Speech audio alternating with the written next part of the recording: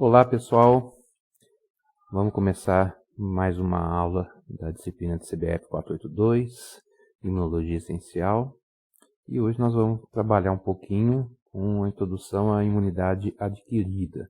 Então vamos iniciar com a parte das propriedades fundamentais da imunidade adquirida, ou também chamada muitas vezes de imunidade inata ou imunidade específica. Bem, na aula passada nós trabalhamos com a imunidade inata, né? Então a gente viu um pouquinho sobre as características dela e vimos, por exemplo, que um antígeno, um micro-organismo, quando ele penetra no hospedeiro, ele vai ter como primeira barreira exatamente essa imunidade inata. Essa barreira ela é formada tanto de aspectos físicos, quanto aspectos químicos e aspectos biológicos. Além desses aspectos existentes, nós temos também uma série de células que fazem parte da imunidade inata, como por exemplo os fagócitos, células dendríticas e células natural killer. Todas essas células estarão, de uma forma ou de outra, envolvidas com a imunidade adquirida. Então, na verdade, existe aqui uma área de transição entre a imunidade inata e a imunidade adquirida. E fazendo parte também da imunidade inata, nós temos fatores químicos, como por exemplo o sistema complemento. Se vocês se lembram bem, o C3A e o C5A, que nós vimos na aula de inflamação, ele está envolvido aí com o aspecto de ativar, de aumentar o processo inflamatório, né? Que é um mecanismo de defesa, um mecanismo de imunidade inata. Muito bem, a imunidade inata, sendo a primeira barreira existente, ela ocorre assim que o organismo entra em contato com um micro-organismo, né? Com um antígeno, com um corpo estranho. E ela já está prontamente disponível. Então, assim que entrou em contato, assim que o tempo decorrido após a infecção, é imediato e vai aí até umas 12 horas mais ou menos. Tá? É lógico, esse tempo vai depender muito das características da pessoa, assim como também da virulência daquele micro-organismo que está penetrando. Mas o que nos interessa aqui é que a partir do momento que esse antígeno, esse corpo estranho, esse micro-organismo, ele consegue vencer essa barreira da imunidade inata, nós passamos a ter o desenvolvimento de uma imunidade adquirida. Essa imunidade adquirida, então, agora ela vai se desenvolver ao longo de um período que vai aí entre 1 e 2 semanas, e existe uma série de fatores celulares e moleculares que estarão envolvidos nesse processo. Então é um processo bastante complexo, é um processo que envolve uma integração entre diferentes sistemas do organismo, e o objetivo fundamental da nossa disciplina vai ser compreender essas facetas moleculares e celulares envolvidos nessa imunidade. Representado aqui nós temos linfócitos B, linfócitos T, que são os carros-chefes celulares envolvidos nesse processo. Muito bem, a imunidade adquirida pode ser dividida em imunidade humoral e imunidade mediada por células.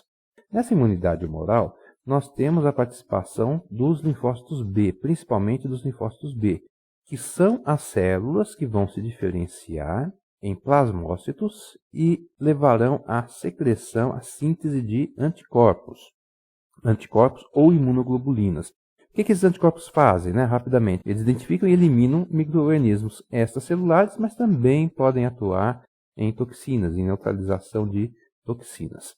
Então, essa imunidade humoral, ela atua contra esses micro-organismos, é promovida pelos linfócitos B através da secreção de anticorpos. E a sua função, bloqueio das infecções e eliminação de micro-organismos extracelulares.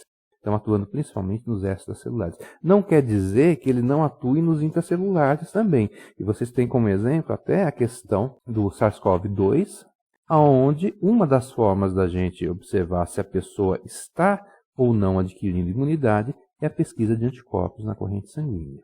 Tá? Então, os vírus eles são organismos intracelulares, mas eles também desencadeiam uma imunidade humoral. Então, não existe uma separação muito bem definida. Falar, eu tenho imunidade humoral para esse tipo de antígeno e eu tenho imunidade mediada por célula para outro tipo de antígeno. Essa imunidade mediada por célula, por sua vez, ela vai atuar para micro-organismos que são fagocitados. Tá? Então, lembra lá na imunidade inata que a gente tinha a fagocitose? Então, esses micro-organismos que são fagocitados pelos macrófagos, ela vai haver uma comunicação com linfócitos auxiliares, linfócitos T auxiliares, E aí, a partir dessa comunicação existente com eles, aqui a gente tem o linfócito T auxiliar se comunicando com o fagócito, no caso um macrófago. Repare que existe uma série de pontes aqui, ó, conectando eles. Que são receptores que nós vamos entender bem sobre isso. E existe também uma comunicação aqui, ó, que são citocinas que estão sendo produzidas. Mas o objetivo vai ser o quê? A eliminação desse micro-organismo fagocitado. Veja bem que eu não tive nesse ponto a participação de anticorpos, mas eu estou tendo a eliminação desse micro-organismo que foi fagocitado. Então isso aqui é uma imunidade mediada por células. Mas nós temos também que micro-organismos intracelulares, então veja bem, ele não foi fagocitado agora, ele está se desenvolvendo no interior da célula, como por exemplo vírus, eles vão, nesse caso, ela vai sofrer a ação de linfócito T citotóxico. Então olha só, outro tipo de linfócito. Aqui eu tenho o linfócito T auxiliar, aqui eu tenho o linfócito T citotóxico e aqui eu tenho o linfócito B. Tá? Esses linfócitos T citotóxicos vão fazer o quê? Vão atuar sobre essa célula infectada, levando à destruição dessa célula. Então nós temos a morte da célula infectada e a eliminação de reservatórios de infecção. Aqui nesse exemplo, nós estamos observando uma alteração nessa célula promovida por uma partícula viral. Então essa célula passa a ser reconhecida como sendo algo estranho ao organismo. Tá? Essa alteração, não necessariamente ela precisa ocorrer a partir de uma infecção viral. Pode ser uma célula cancerosa, por exemplo, tá? Que também vai sofrer alterações na sua estrutura e será reconhecida como uma célula estranha. Ou então pode ser numa situação de transplante de órgãos. Então, numa pessoa transplantada, eu tenho que a rejeição ela ocorre exatamente pelo reconhecimento dessas células que estão sendo transplantadas como sendo células estranhas ao organismo. Tá? Então, nós temos imunidade humoral, que é efetuada em especial pelos linfócitos B que produzem anticorpos. E nós temos imunidade mediada por célula, que nós temos aí como representantes principalmente os linfócitos T, citotóxicos e auxiliares. Linfócitos T auxiliares também irão participar na imunidade humoral. Tá? Veremos isso um pouco mais à frente. Bem, existe uma outra divisão na imunidade, que é quando a gente denomina de imunidade passiva e imunidade ativa. Então, o que é uma imunidade ativa? Nesse caso, nós inoculamos o micro-organismo. Essa inoculação ela pode ser através de uma vacina ou ela pode ser por um processo natural, em uma infecção. Durante um período aí de 7 a 15 dias, né? Então isso vai variar muito do tipo de antígeno que penetrou na pessoa. Né? Essa pessoa então ela vai desenvolver uma resposta, essa resposta vai levar à imunidade dela. Esse tipo de imunização ativa, então nós fazemos com que o hospedeiro entre em contato com o antígeno e ele se recupera. Esse tipo de resposta é uma resposta extremamente específica e ele possui uma propriedade chamada de memória. O que é a memória? O organismo vai se lembrar que ele já entrou em contato anteriormente com aquele corpo estranho. Então isso é imunidade ativa. Todo o processo de vacinação, ele envolve esse conceito de imunização ativa. O organismo ele precisa produzir a resposta. E nós temos também a imunização passiva. Nesse caso, anticorpos produzidos usualmente por um outro organismo que já entrou em contato com o antígeno são administrados em uma pessoa que está com infecção. Esses anticorpos irão atuar sobre o antígeno, sobre o micro-organismo e levar à cura da pessoa. Esses anticorpos também são específicos, então essa imunidade ela também é uma imunidade que apresenta especificidade, entretanto, ela não apresenta memória. Então, posteriormente, a pessoa não irá mais apresentar defesa contra aquele antígeno. Ela teria que novamente ser imunizada. Muito bem, então nós temos que existem uma série de propriedades fundamentais das respostas imunes. A primeira resposta fundamental, a primeira propriedade fundamental, é exatamente a especificidade. Então, a especificidade, o que ela faz? Ela assegura que a resposta imune para um determinado antígeno, né, para um patógeno, para uma bactéria, um vírus, ela seja produzida exatamente contra aquele antígeno. Uma outra propriedade fundamental da resposta imunológica é a diversidade. Então, o que é essa diversidade? É a capacidade que o sistema imune tem de responder a praticamente todos os antígenos existentes na natureza. Então, há uma grande variedade de antígenos. E veja bem, cada uma dessas respostas é específica. Então, aqui é o conjunto das respostas possíveis pelo organismo. E cada uma dessas respostas, ela possui uma especificidade. Uma outra propriedade, né, que eu falei no slide anterior, é a propriedade de memória. A memória, então, o sistema imune, ele se recorda que ele já entrou em contato anteriormente com um determinado tipo de antígeno.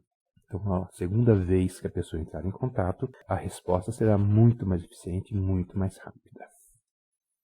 Uma outra propriedade fundamental, extremamente importante, é a autotolerância. A autotolerância, ela é necessária porque o sistema imune tem que reconhecer que aquele antígeno já foi eliminado. Caso contrário, o processo inflamatório, por exemplo, o processo de defesa, ele vai continuar a partir do momento da entrada do antígeno. Então, é necessário que o corpo compreenda que aquela resposta já foi eficaz e o antígeno foi eliminado. Então, ela não é mais necessária. Tá? E dessa forma também o sistema imune ele pode se preparar para produzir uma nova resposta contra um novo antígeno que venha a penetrar. Uma outra propriedade é a capacidade que o sistema imune tem de reconhecer o que pertence a ele e o que vem de fora. Esta propriedade, chamada de discriminação próprio-não próprio, ela se inicia ainda no útero da mãe, quando o organismo está sendo formado. E ela é fundamental para evitar as doenças autoimunes. Essas são as propriedades fundamentais mais conhecidas.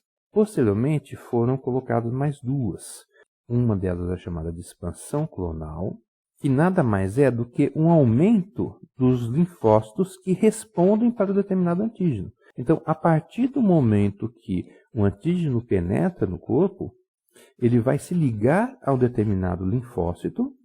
Aquele linfócito possui um receptor que reconhece aquele antígeno. E veja bem, esse linfócito já existe no organismo de cada pessoa e está circulando, mesmo antes dele entrar em contato com o antígeno.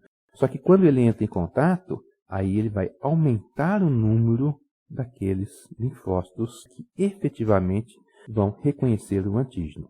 Então, é extremamente importante que isso ocorra para fazer frente à capacidade de replicação dos micro-organismos que possam atacá-los. Muitas vezes a demora ocorre em função da expansão clonal demorar a ocorrer, porque o antígeno ainda não entrou em contato com o linfócito que está presente no corpo. E uma outra propriedade fundamental, essa também mais recente, é a chamada de especialização. Então veja bem, não é a especificidade agora, é a especialização. Isso é o seguinte, o sistema imune ele vai gerar uma resposta que é uma resposta absolutamente ideal para um diferente tipo de micro-organismo. Por exemplo, micro-organismos de crescimento intracelular produzem um tipo de respostas que são ideais para atuar sobre um micro-organismo que está dentro da célula, que não está completamente exposto.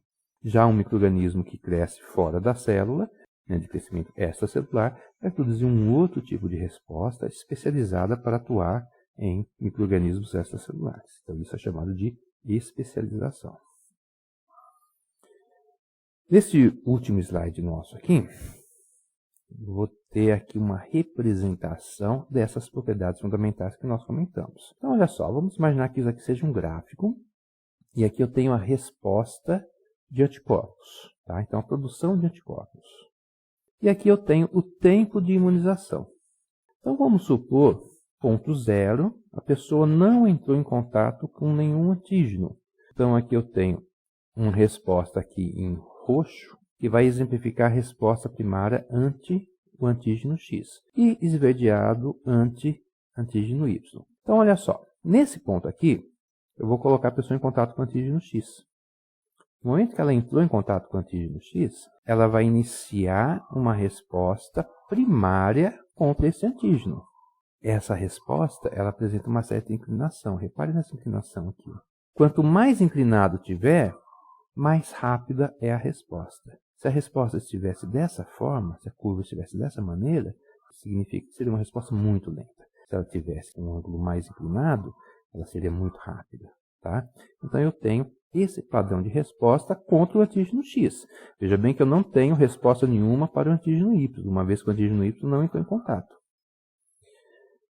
Passou um certo tempo, eu vou ter a tolerância àquilo lá, por causa que o meu antígeno foi eliminado. Então, eu vou ter uma homeostasia. Mas repare que o nível aqui, ó, ele não voltou ao mesmo nível que era aqui.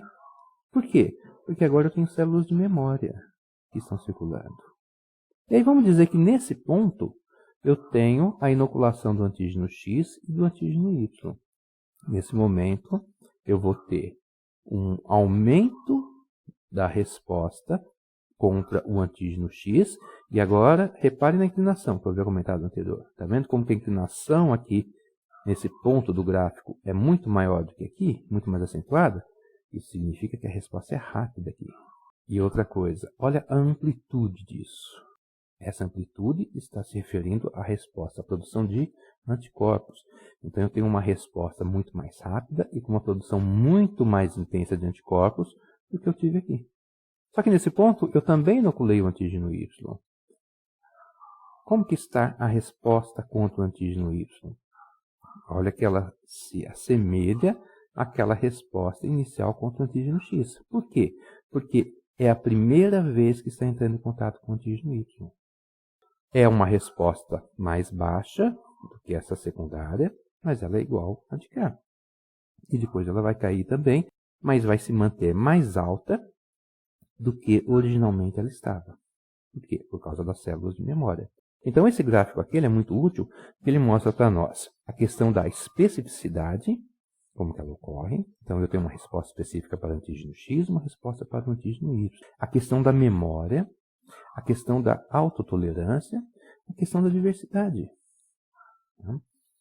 E assim ocorre, assim é o comportamento do sistema imune cada vez que o antígeno entra no seu corpo. Essa resposta aqui, por ser mais rápida, muitas vezes, na verdade, na maioria das vezes, a pessoa sequer toma conhecimento de que ela entrou em contato com o antígeno. Não dá tempo dela adoecer. O princípio da vacinação é a gente produzir exatamente as células de memória para que essa resposta seja rápida quando entrar em contato novamente. Muito bem, pessoal. Por favor, não deixe de colocar as dúvidas de vocês no fórum. O fórum ele foi criado não é apenas para vocês responderem as perguntas que eventualmente eu coloco. Eu coloco as perguntas lá mais para incentivar vocês. Mas eu quero que vocês escrevam as perguntas. Ok? Muito obrigado e até a próxima.